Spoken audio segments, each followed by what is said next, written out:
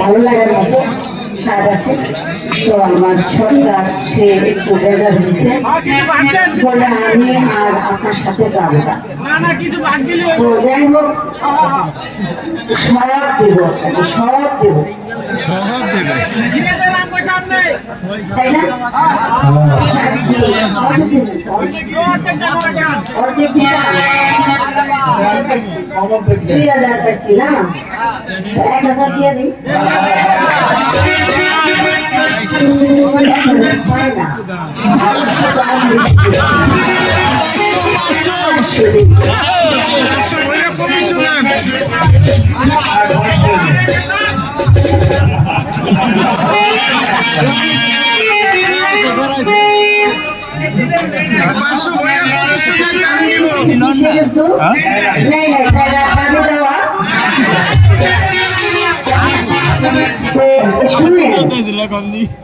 সরল বেশি বললে কিন্তু সে মানুষ গরম জায়গায় বেশি।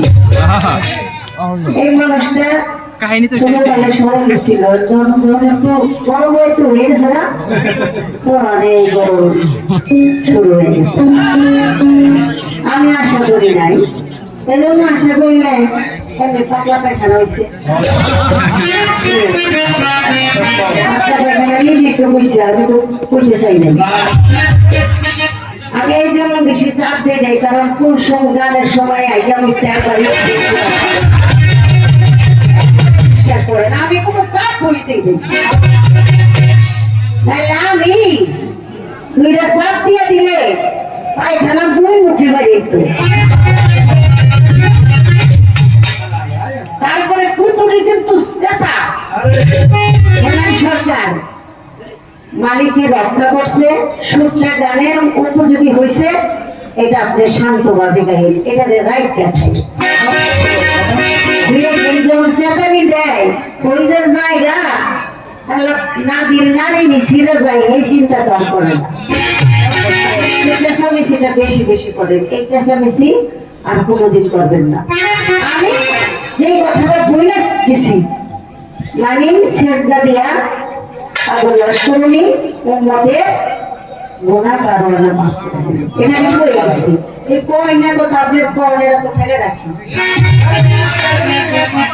একটা কথা বারবার বলা, পুনরাবৃত্তি করা, এটার মধ্যে একটা তিক্ততা চলে আসে। এটা তো হয়ে গেছে, একটা স্বাদ আলাদা। এটা আবার বলতে গেলে সেটা তো বিষাদ হয়ে যায়। আপনি কই জিজ্ঞেস করছেন, এটা কিন্তু একটা পয়েন্ট। আমাদের গানকে আসলে পয়েন্টস নিয়ে হয় না, স্বাভাবিকভাবে যাতে বেশি গান গাইতে পারি আমরা বেশি বলার চেষ্টা করছি।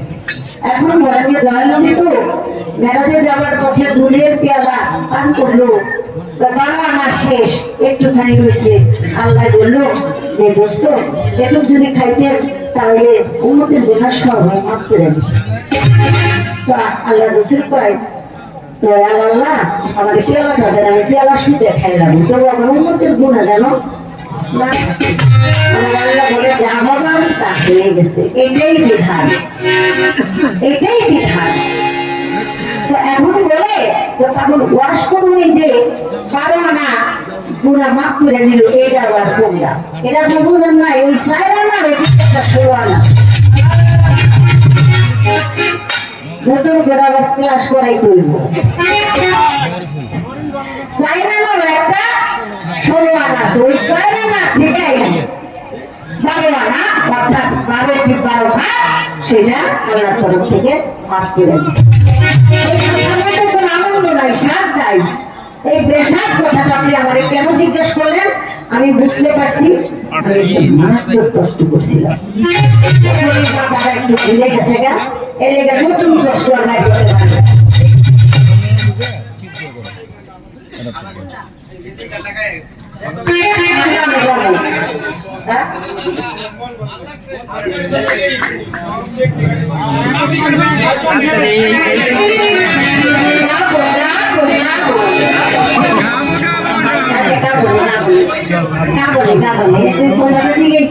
একটু জবাব দেওয়া না, তাড়াতাড়ি জবাব দিই তাড়াতাড়ি। আর আমার এক বাবা আইসা বললো যে আপনি যে বলেন যে দেহ রাজ্যের যে প্রাণী সম্পদ, যে পানি দ্বারা আমাদের সৃষ্টি, সেই পানির প্রতি রাখতে হবে দৃষ্টি। ওই পানি যদি আমরা অপব্যবহার করি তাহলে এই পানির জবাবদিহিতা আমাকে করতে হবে। এটা অপচয় করা যাবে না। এক ফোঁটা পানি যেটা উৎপন্ন হইতে এটা 3টা মাস সময় লাগে। তার ভিতরে হলো শুক্রাণু অর্থাৎ প্রাণ। যদি আমি একবার পানি অপচয় করি তাহলে কোটি কোটি আত্মাকে আমি হত্যা করি। এটা নিরাপত্তা কিভাবে হবে? তাহলে গুরু ধরা ছাড়া আপনার কোনো মতে পারা সম্ভব। গুরুকে দিলেন ভক্তি, ভক্তিতে বাড়বে শক্তি, শক্তি বাড়লেই হবে মুক্তি। তো মানিকগঞ্জ সবের গানটা গাই, ছোট করে গানটা গাই শেষ করে দিই। আর একটা প্রশ্ন জিজ্ঞানের কথা, সে কিন্তু কমিটির আইন ভঙ্গ করছে, এর লিগা কিছু দেখা দিয়ে দিই।